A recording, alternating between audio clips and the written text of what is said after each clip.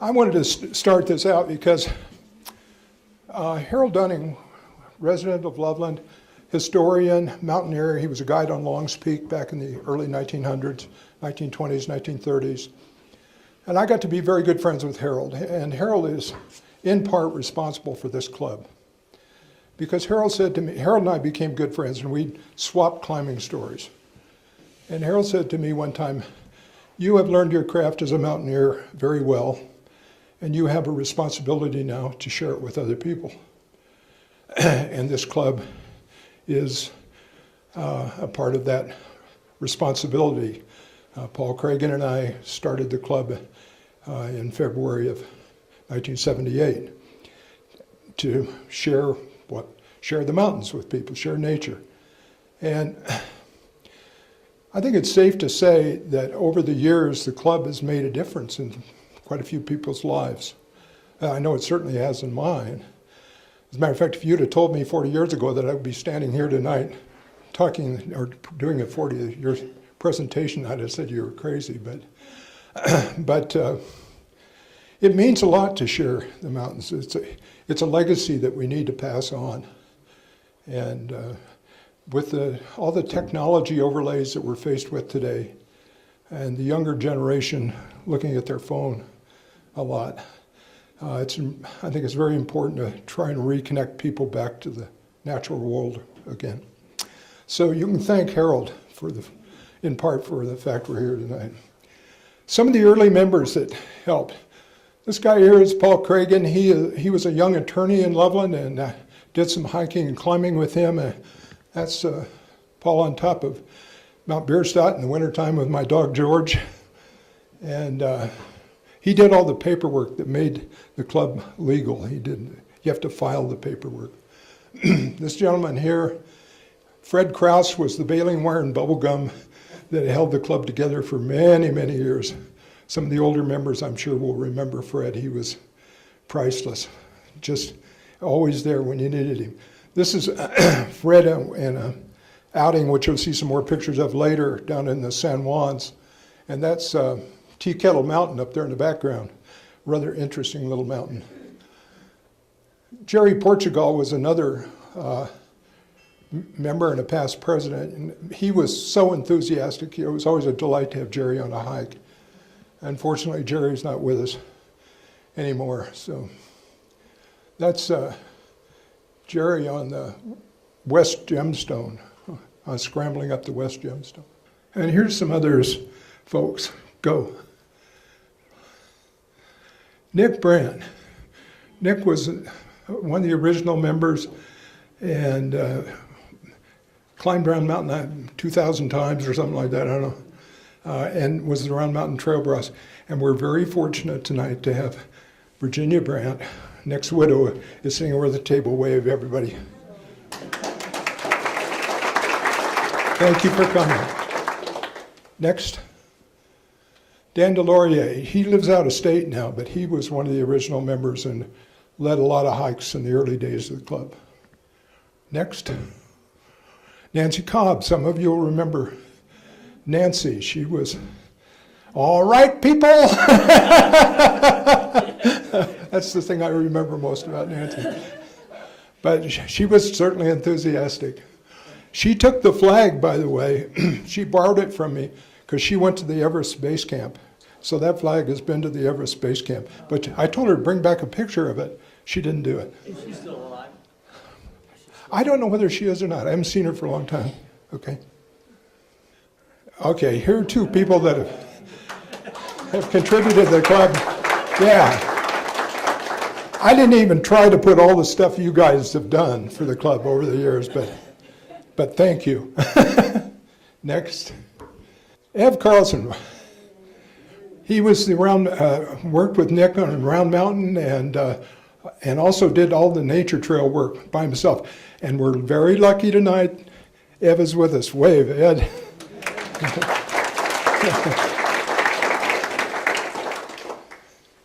Okay.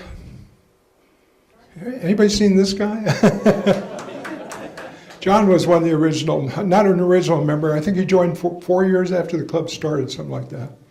But John's led an awful lot of hikes. So, and done a lot of good work up on the trail too. Ken Justin's here tonight. Ken and I have climbed when I was younger. Yeah. Ken and I have climbed a few mountains together. By the way, it's too bad Doug Baxter isn't here. This is up on top of Steep Mountain, and I saw on Facebook the club just climbed Steep Mountain the other day. I don't know who this lady is. She couldn't be here tonight. She sends her greetings. Mary Ann ran the Round Mountain Trail maintenance for a lot of years, and also led a lot of hikes for the club. Next. And Jan Erickson. Ron Tuttle reminded me that she led a lot of hikes in the early days of the club. So I don't think she's here tonight, is she? Okay. Next. Okay. You can read that for yourself, so I don't have to read it for you. And I really mean the part about thank you to those past and present. The volunteers is what makes this club work. All the people that are willing to pitch in and help. So thank you, thank you. Next. Okay, enough of the sentimental stuff. Let's look at some old pictures. This is the first hike. You've probably seen this picture on the Facebook page. February the 12th, 1978, up to Black Lake. And there's Loveland Montain Club membership card number 1. Shortly after we started the club, I got talked into teaching a snow climbing class up on St. Mary's Glacier. And Bill Douglas, who was an original member of the club, now lives in Charleston, South Carolina. He sent me these pictures. And here's the snow climbing school up on St. Mary's Glacier. We went up there and camped and then spent a day climbing steep snow and learning how to self-arrest with an ice axe and stuff like that. And then in June, we put our snow climbing skills to work and climbed Quandary Peak, which is one of the 14,000 foot peaks over by Breckenridge. Had a nice day up there. So next. And in May, actually the month before, we had climbed the Kelso Ridge on Torrey's Peak, which is a wonderful second and third class climb up Torrey's Peak. And you can see here where the route goes. It gets a little steep in places. Some pictures on the ridge. And Randy Pullen here at the front table, one of the original members, and he contributed a lot of the pictures that you're going to look at here tonight. Thank you, Randy. Up on the summit, unfortunately, it was snowing, so we didn't have a view. And then back down in the valley, we did have a nice glissade to get back down. In August, we decided to dial up the difficulty notch a little bit and do the east face of Longs Peak. In order to climb the east face, one of the first challenges is to get around Chasm Lake. Right there, across that cliff band, is a ledge. It's called Dunning's Ledge. It's named after Harold Dunning. He was the first one that found that route. Always before, you had to go around the north side of Chasm Lake. But with Dunning's Ledge, you can go around the south side. Then you climb up toward the outside ridge up here. And this is the outside ridge, right here along Landslide. And you scramble up that for 400 or 500 feet. And then cross Landslide over onto Broadway, come across Broadway up through Keener's Chimneys, up in the upper part of the face, up to the corner, and on up to the summit. The corner is really an interesting place. It's a ledge about 4 feet wide, and if you want to walk over the edge, you can walk 1,500 feet right straight down the east face. So, okay. There's Dunning's Ledge. And this is crossing the Landslide. It's about 200 feet across there, and in July it's hard-packed snow and ice. This is out on Broadway, and at this point you start wondering, well, why did they call it Broadway? It's more like Narrowway. And this is coming up around the corner. There's the edge that you can look down. up on the summit, and then rappelling down the old cable route. I'm using the eye bolts for the cables. Okay. Ron Tuttle.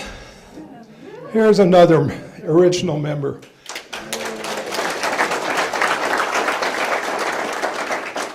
I think Ron probably holds the record of leading the most hikes of anyone ever in the history of the Loveland Mountain Club. I can't think of anyone else that's led more. I think you're the champion. I knew you've led a hell of a lot more than I have. So I think you should get an emeritus membership. So anyway, Ron and I had a delightful climb up McHenry's Peak, which is west of Long's Peak.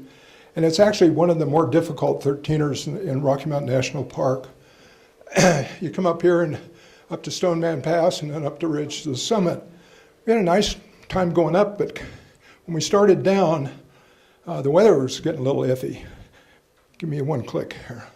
There's a little pinnacle right here that's called the Stoneman. That's where the pass got its name. When we got down to Stoneman Pass, lightning hit the Stoneman. Needless to say, it didn't take us very long to get all the way back down to Black Lake. We were moving. Anyway, next. In 1979, we did the South Arapahoe and North Arapahoe peaks and the Indian peaks. North Arapahoe is the highest peak in the Indian peaks. And it also has a huge summit cairn. But as you can see by these pictures, traversing the ridge between the two summits has a few interesting places. And all the time you're going across from south to north, you're thinking, I've got to go back from north to south. So it makes it kind of interesting. Next. The Keel Ridge has been the site of several mountain club trips. And I think we've climbed it 3 or 4 times as a club hike. It's actually a club climb. It's a technical climb. The Keel Ridge, you hike up to the keyhole, and instead of going through the keyhole, you traverse up the false keyhole ledge and through the false keyhole, around on the other side of the ridge, and then up to the ramp. And here's the ramp. And right here is where you rope up. And then you first lead, second lead, third lead is right there. That little notch we call wee notch, because over on the other side, on the south side of Longs, there's the notch, and then there's a little notch. So this is the wee notch. But when you get to wee notch, you're done with the rope climbing. 3 rope pitches. Okay. Here's starting the first lead, and a little farther up on that lead. And this is looking down that lead. That's my son David when he was 14 years old. Nowadays that's child abuse. And here, the rest of the party waiting on down here on the blaze dance about halfway up the route. That's the boulder field down there, and that's Storm Peak over there. This is a beautiful route, very aesthetically pleasing. Climbing the second lead, starting the third lead across on some big ledges that go over toward Wee Notch. And here's Wee Notch and the end of the rope climbing. Okay? Now, this was rather a significant time. Loveland Mountain Club member Amelia Summers climbs the Keel Ridge, and at the age of 75, she becomes the oldest woman to climb a technical route on Longs Peak. This is Amelia in the circle. She did wonderful. I taught a rock climbing class that spring up in the canyon, and she came up and took the class, and she was running around on the rock like a little chipmunk. And we were hiking back down after we were done, and she said to me, boy, I can't wait to get back up on Longs Peak again, because we had tried it and gotten stormed off the year before. And I said, you know, Amelia, as well as you did on the rock today, maybe you might think about climbing a technical route when we go back up there. And she said, do you really think I could do that? And I said, yeah, you could probably do it. So that's what we did. We went up and camped in the boulder field, and the next day we climbed the climbed the peak. And there was a large write-up in the Reporter Herald about that climb. Next. This was a 4-day campout down in the San Juan Range down on the north side of the San Juans, right under Mount Sneffels, the north side of Mount Sneffels. It was a rather rainy camp. Rained almost every day we were there. And since we were on Forest Service land, somebody had a grazing permit and they were running cattle in there, so the cattle would walk through our camp. And there was this very large Hereford bull, which we were a little nervous about because you never know what a bull's going to do. But he'd come in and lay down in the middle of our camp, and we kind of give him a wide circle. Next. The one sort of good day we had, we drove up through Ouray and up into Yankee Boy Basin below Mount Sneffels with the idea of climbing Sneffels. We got up there and the weather was getting bad again. There's Sneffels disappearing into the clouds. So what we did was, I told everybody, you can hike over Blue Lakes Pass, down past Blue Lakes, down to East Dallas Creek and hike out. I'll drive back around and I'll hike up East Dallas Creek and meet you coming out. So that's what we did. There's Blue Lakes Pass, and there's the way they hiked down, and then out to our camp out here. So that was a great camp out, even though it was wet, because we sitting around the campfire at night, and guitars, singing songs, and drinking beer and having a good time. So, next. In September '79, this was another interesting outing. We went in and climbed Capitol Peak, which is one of the more difficult 14ers to climb. This is pictures taken on the way in. There's Capitol Peak. Our first camp was right below Capitol Lake, which is right below the north face of Capitol. This face is 1,500 feet high. It's about the same height as the east face of Longs. And this is the next day climbing the peak. This is the infamous Knife Edge Ridge on Capitol. It's not as hard as it looks like it is, but it is exposed. This is on the way up, looking back. This little point here is called K2, that you have to traverse over and come out across the ridge. And this is David, again, age 14, coming back across the Knife Edge Ridge. This is David and I right after you get across the Knife Edge Ridge, looking up toward the summit. So you can see the Knife Edge Ridge is just a small part of that climb. This is up near the summit, looking back down into Pierre Lakes Basin and this interesting little rock outcrop that's down there. And this is in roughly the same area, looking south at Snowmass, which is the first 14er south of Capitol Peak in the Elk Range. Next. There's the summit. And there's Dave on the summit. And Dave was, as he grew up and got older, he became the president of the club for a couple of years. He got into endurance bicycle racing now. He's crazier than I am. So, okay. This is on the way back down. You can see work getting down. It gets easier the farther down you get. We hiked back down to where we were camped. We packed up our camp and then hiked up to Capitol Lake and then on up over a pass west of Capitol Lake and dropped into the Avalanche Creek drainage and set up another camp and spent the night there. And then the next day we hiked out down about 12 miles down to Avalanche Creek.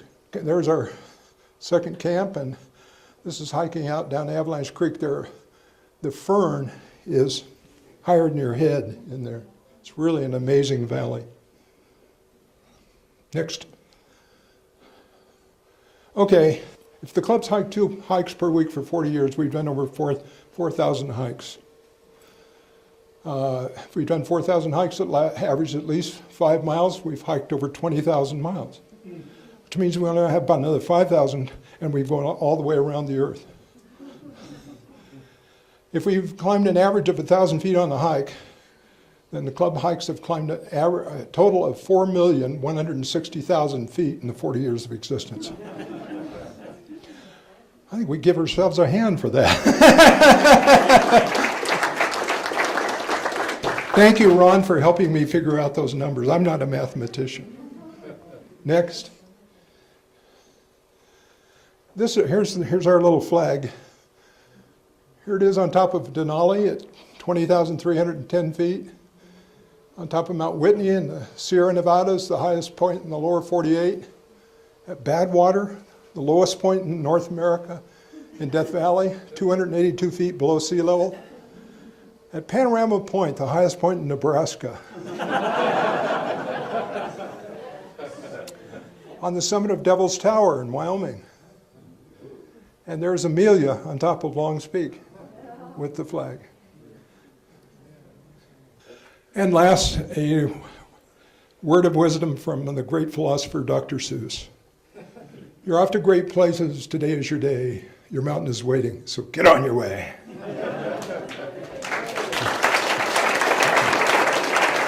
That's it, next. Thank you.